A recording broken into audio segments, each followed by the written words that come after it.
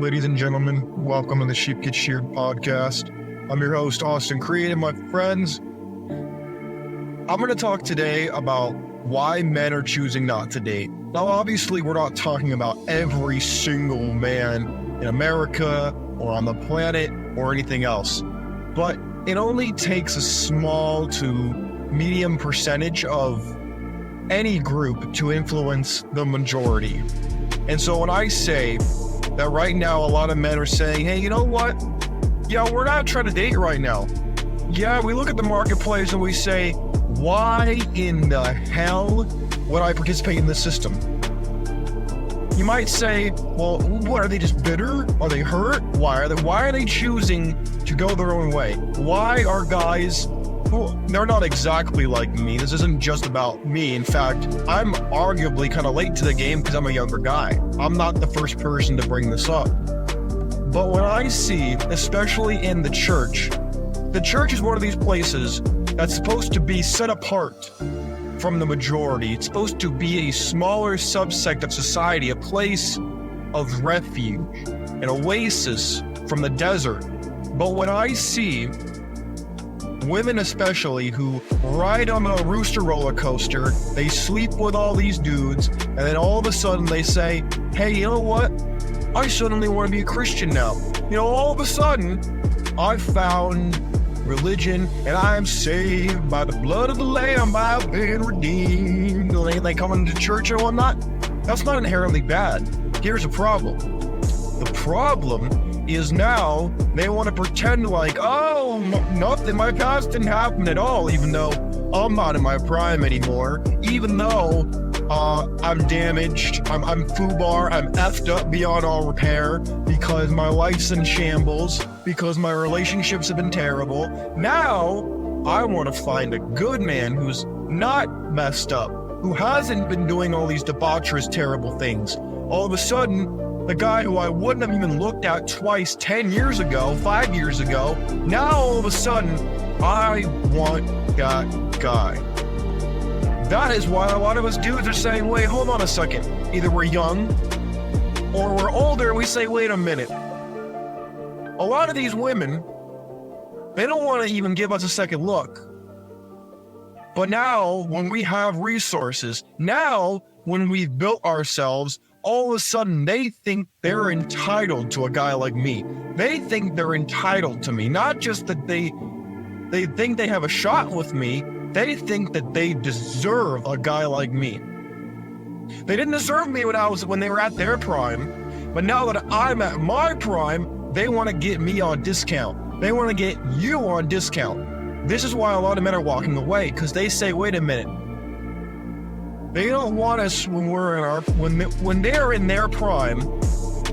They don't want to have kids. They don't want to be the housewife. They don't want to do that role. But now, when they've gone out here, had their fun, tried to nail down Chad and Giga Chad, and Tyrone and Giga Tyrone, they try to get that guy locked down. But when they can't get him locked down, they're like, well, I guess I can try to get that regular good guy who I've been holding the F off for the last 5 to 10 to 20 years. They then ask, where are all the good men? All I find are these sharks, these dudes out here who want to pump and dump me. What happened to all the nice guys? I'll tell you what's happening to those nice guys. They're listening to guys like me. They're listening to guys like Kevin Samuels, may he rest in peace. They listen to guys like Coach Greg Adams. They're listening to guys like Rollo Tomasi, Taylor the Fiend. They are watching these guys like myself on the internet or on this side of the argument, and they say, wait a minute. Now I'm catching on to how this works. Now I think I know why this is happening. I didn't know. I was gaslit, lied to, given an incomplete plan. But now I see what's going on. Now I'm going to act different and I'm going to move in accordance. But then that makes you bad. Because now you've taken that proverbial bite from the knowledge of good and evil, and now you're the bad guy. Now all of a sudden, when you don't want to play the gump, when you don't want to play the stepdad, all of a sudden you're the bad guy now. You were a good man when you were being exploited and you were a good little boy and did what people told you. But now that you want to be a man and you want to have a backbone, now you're a bad guy. But the reason a lot of us guys, not just me, but a lot of men actually are checking out of the dating marketplace is we're not getting anything from this. We're not actually winning by participating in this garbage. The best move we make is we say, you know what? We're not playing this game. Why would I play a game? Let's put it to you like this. Why would I play a pickup basketball game against LeBron James?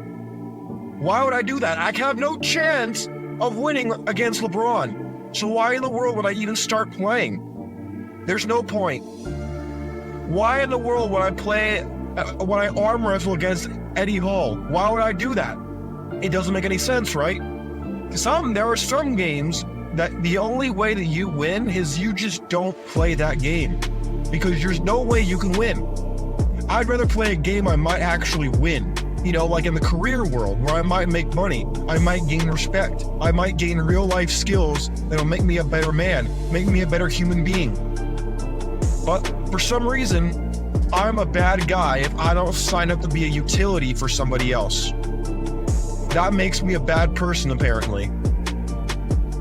And I think it was Schroeder's view of feminism that stated that women were both simultaneously victors and victims at the same time. And they got to pick and choose whether they wanted to be empowered or whether they wanted to be a victim. And my friends, a lot of us are catching on to this. A lot of men on this side of the internet, we're catching on to this garbage. And instead of getting mad, instead of yelling and kicking and screaming and being mad, we said, you know what? Being mad, that's not going to change the laws. That's not going to do anything. Instead of being, quote, bitter and hurt and whatnot, we're just going to say, you know what? Go ahead. You want to mess up society with all this reading rainbow garbage? Go right ahead. You want to be a boss bitch and go out there and make your own money? Go right ahead. You want to go out here and act a complete fool out on the public stage and have zero logic to support what you do? Go right ahead. But we're going to sit over here. We're going to tend our own garden, and you're more welcome to do all the buffoonery you want over there. But when it's over here in our backyard, no. You ain't coming in our backyard and messing that up. We're going to tend our garden. We're going to plant our own stuff. We're going to just do what we want to do. We're going to engage selectively. We're going to live our lives. And you're going to leave us alone because we don't want to be involved in this garbage anymore. We don't have a majority in this democratic state to where we can actually get laws to change. No, we can't do that. So what we're going to do is we're going to do our own thing. And apparently that's an extreme reaction to some people. It's just saying, I'm going to walk away. Apparently that's extreme. And I say no. Well, my friends, I want to ask you, have you decided to go your own way, or are you still trying to navigate the complexities of life and relationships and religion and all this stuff? Because it's hard. I get that. I don't try to tell you for 1 second that it's easy, because it isn't. Everybody has to have their own way of interpreting it and understanding the life that they're living. My friends, the one thing I would encourage you to do was just have the ability to say no. Have the ability to stand up for yourself and not just be a utility. Have the self-respect to stand up for yourself. Have the self-respect to say, you know what, I'm not going to tolerate this from people. I'm not going to let people just use me. I'm not going to let people tell me what to do or what to think.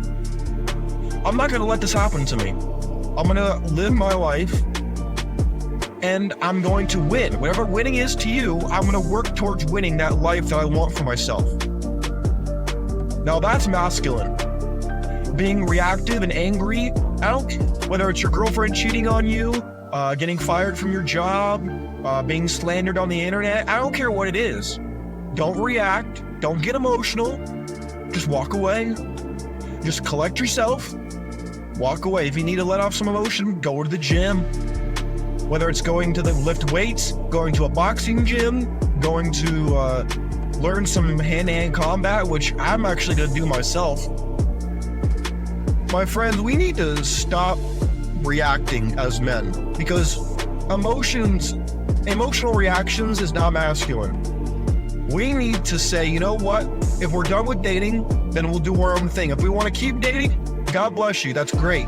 But we need to approach this in a way that's actually going to benefit us instead of just being convinced on the daily basis to just take a fat L. Just take the raw deal. No, I'm not just going to sit here and take the raw deal. And I don't want you to do that either. Why in the world would I work myself to the bone just to take a raw deal that doesn't benefit me whatsoever? Why would I do that? Why do people think it's a privilege to be exploited? I don't get it. I really don't. It's one thing to take pride in giving to other people. There's nothing wrong with that. It's another thing to be exploited. It's another thing to literally be like a gold vein that keeps getting tapped till there's nothing left.